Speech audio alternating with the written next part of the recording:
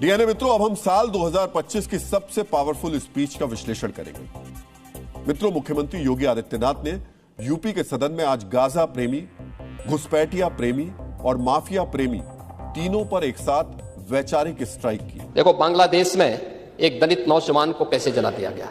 आप लोग गाजा पट्टी में होने वाले किसी भी उस पर आंसू बहाते हैं, लेकिन आपकी जबान से एक शब्द नहीं निकल रहा है, क्योंकि एक दलित नौजवान मारा गया बांग्लादेश में, और उस नौजवान के मरने पर आपकी जबान सिल चुकी है, क्योंकि आप उसको केवल वोट बैंक के रूप में इस्तेमाल करते हैं। हालात चल रहे हैं वहाँ, बड़ी डिस्टेबलाइजेशन हो रही है, इतने बड़े बड़े जलसे जुलूस हो रहे हैं, और पता नहीं ये यूनुस जो है ये कंट्रोल भी कर सकेगा कि नहीं। जी, प्रोफेसर मोहम्मद यूनुस, अभी तो उन्होंने इस इंतकाल पर तशवीश का इजहार किया है कि युद्ध के अंदर जीत की अगर कोई करेंसी है वो है जमीन, और अब ज्योग्राफी जो है वो हमारी डेस्टिनी बनने वाली है और हम ज्योग्राफी चेंज करने वाले हैं।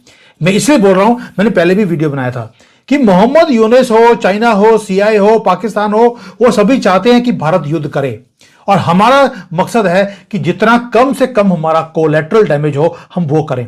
हमने तैयारी शुरू कर दी है, और तैयारी भी ऐसी करी है कि अब हम जो ये पूरा का पूरा एरिया है जिसको हम अपना सिलीगुड़ी का कॉरिडोर बोलते हैं, उसके ऊपर पूरी नजर है हमारी, उसको हॉट बेड बना दिया है। हॉट बेड हमने बनाया है या बांग्लादेश में बनाया है, ये मुझे बताने की जरूरत नहीं है।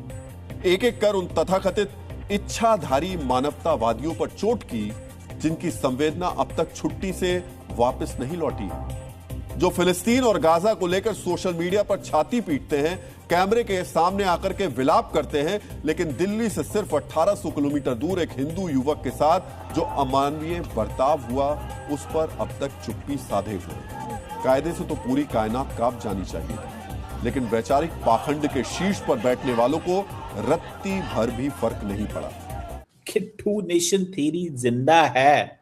वो कह रहे हैं जिंदा है, जिसे पाकिस्तान में कहते हैं ना भुट्टो जिंदा है, बंगाली कहते हैं टू नेशन थ्योरी जिंदा है। हमें भारत डिक्टेट ना करे, हम उनसे डिक्टेशन नहीं लेना चाहते।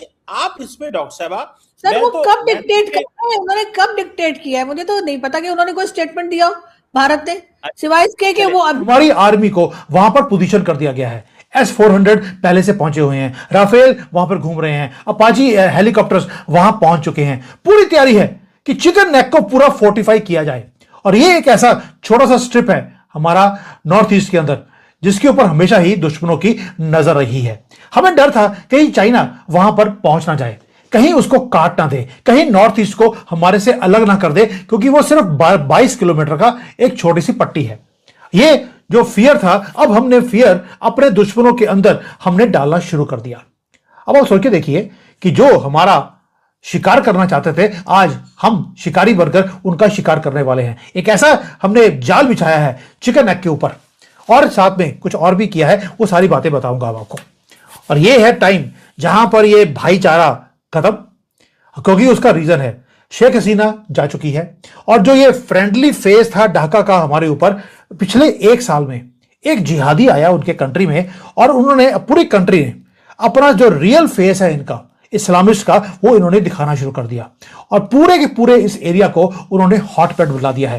पूरा एरिया जो है अब ये बात करते हैं कि हमारा चिकन नेक ये हमारे से काट देंगे और हमें तंग करेंगे। हमारे मंदिरों को जला दिया, कभी इंडियन फ्लैग को जो जला देते हैं, कभी वहां पर हिंदुओं को मारते हैं, जला देते हैं।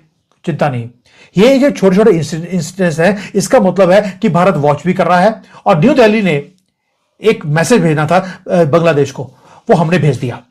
क्या भेजा है कि इंडियन आर्मी साइलेंटली पूरी गेम को अब चेंज करेगी। मैं दोबारा बोल रहा हूं, साइलेंटली पूरी गेम को चेंज करेगी, क्योंकि अब हम अपना कोई भी कोलैटरल डैमेज नहीं होने देना चाहते। ये जो एक्सरसाइजेस हो रही हैं, जो मूवमेंट्स हो रही हैं हमारी आर्मी की उस एरिया में, ये ऐसे नहीं हो रही हैं। ये बताती हैं कि हम रेडी हैं कुछ बिगर गेम के लिए। अब वो बिगर गेम क्या है?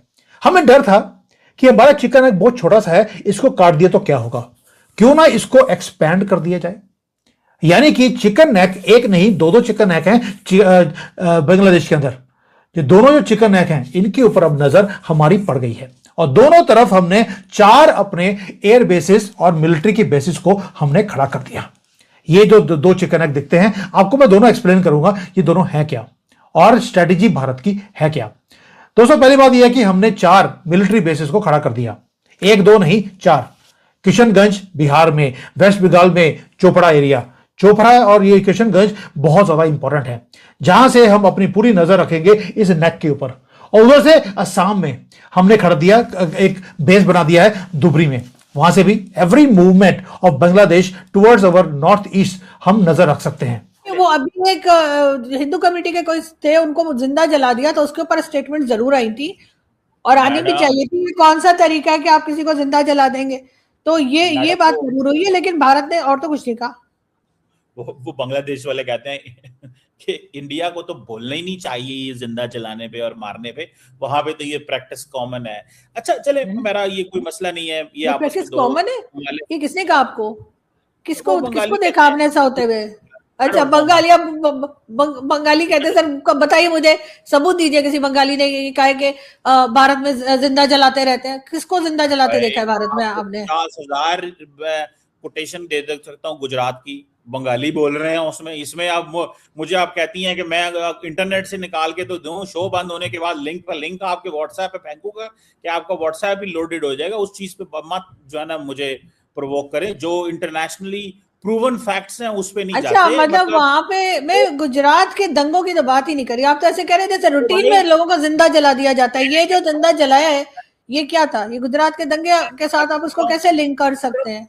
ट्रंप के फर्स्ट जो इंडिया, ऐसे तो सर स्वात में भी आदमी को जिंदा जला दिया था, बेचारा स्वात सैर सपाटा करने गया था और टीएलपी वालों ने उसको जिंदा जला दिया। ऐसे तो पाकिस्तान में भी कुछ इस किस्म के वाकयात हुए हैं। मैं कहता हूँ होता है, हर जगह होता है, हर जगह नहीं होना चाहिए, नहीं होना चाहिए। मैं कह रहा हूं, वो देखें डॉक्टर साहब, ये तो हम तो बाद में हम तो हकायक जानने की कोशिश कर रहे हैं। ये जो चीज है कि आज तो साबित हो गया कि बांग्लादेश जो है वो कह रहा है कि हमारे साथ ज्यादती की गई।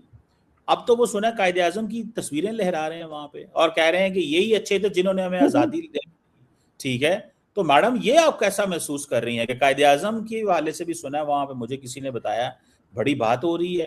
तो सर मुझे तो लगता है अगर कायदे आजम आज होते तो शायद आज वो भी जेल में होते, क्योंकि हमारे यहाँ तो हर किसी को कोई भी बात करने पे जेल में डाल दिया जाता है। अगर कायदे आजम या अल्लामा इकबाल जिन्होंने ख्वाब देखा था पाकिस्तान का, अगर वो जिंदा होते और इस वक्त आज के पाकिस्तान में होते तो वो भी शायद इमरान खान की तरह जेल में होते।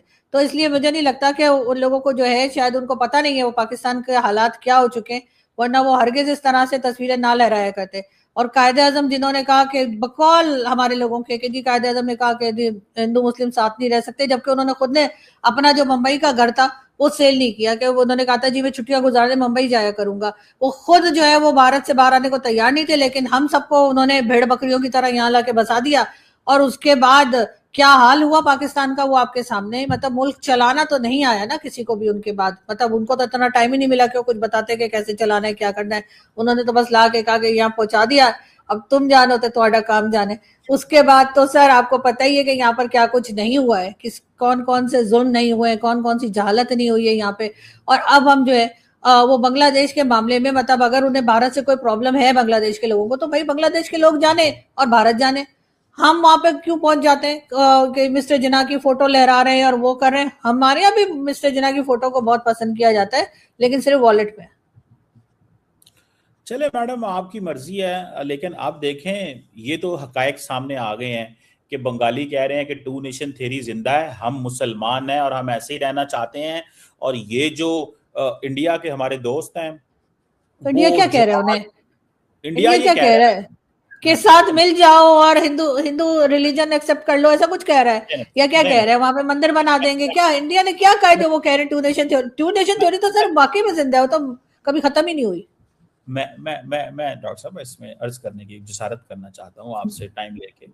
देखें डॉक्टर साहब, इंपॉर्टेंट चीज इसमें ये है कि इंडियंस जो है वो सारे बांग्लादेश को जहादी जहादी कहते रहते हैं।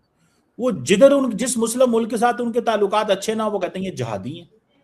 ये इनको बहुत लेट बाद पता चला, उन्होंने कहा ये जिहाद, तमाम मुसलमानों को वो जिहादी कह देते हैं। तो इस पे मैडम बंगाली जो है ना वो कह रहे हैं कि ये हमारी इंसल्ट कर रहे हैं, कि ये हमें जिहादी कह रहे हैं जी, टेरर कैंप्स हैं जी हमारे यहाँ टेरर कैंप्स हैं। अब हर मुल्क को मुसलमान मुल्क जो है उसमें उन्होंने टेरर कैंप्स बना देते हैं। ठीक है, तो ये वो कह रहे हैं कि ये हम नहीं रहना चाहते, सर्वाइव, हम नहीं काम करना चाहते यार इनके साथ, हम नहीं इनके साथ उठना बैठना खाना पीना चाहते, बंद कर देना चाहते हैं। ठीक है, वो बंगाली चीख पीट रहे हैं, हमें क्या मैडम, आप इस्लामाबाद में हैं, मैं भी तो इधर ही। सर उनको चाहिए, सबसे पहले भारत को चाहिए जितने बांग्लादेश के लोग उनकी कंट्री में रह रहे हैं, चाहे वो लीगल तरीके से रह रहे हो, इलीगल तरीके से रह रहे हो, लेकिन वो बंगाली हैं, बांग्लादेश के। भारत को चाहिए एक एक को पकड़ के जो है ना बॉर्डर के दूसरी तरफ निकाले।